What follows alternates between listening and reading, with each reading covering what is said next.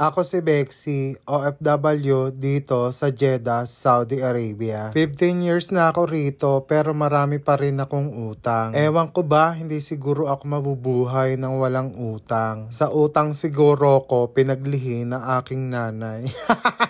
For today's vlog nga mga kabexy, wala kaming maisip kainin. Kaya napag-isipan na lang nila ang hirap talagang mag voice over, grabe.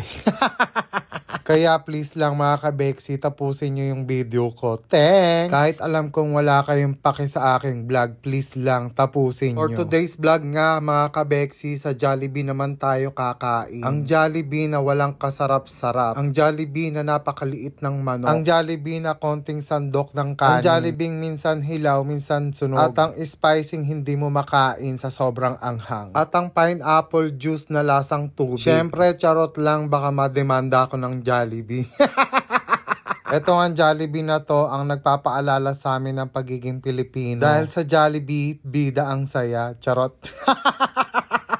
Pero sa totoo lang, mas masarap ang Jollibee sa Pilipinas kesa dito. Dito kasi hindi pare-parehas ang luto. Minsan masarap, minsan hindi. Minsan okay lang. Jolly spaghetti. And then we have chicken joy. And then we have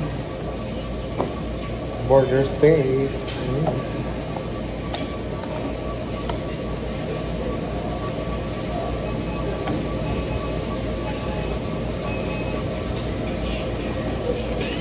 Pupunta kang balat.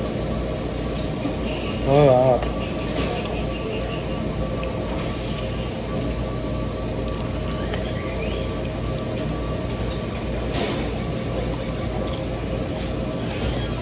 Crunchy.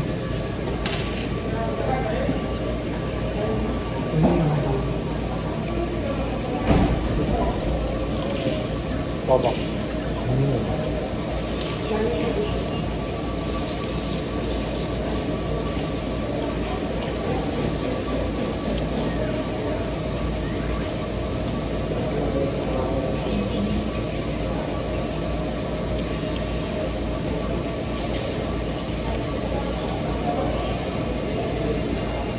Kaya ng palayain na.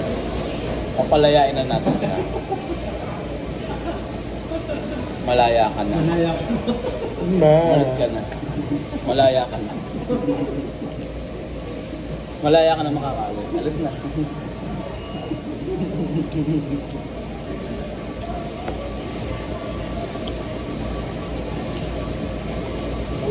Hanggang dito na lang mga kabexy. Bukas ulit. Bye! Don't forget to follow my page, share and like my video. I love you, Jollibee!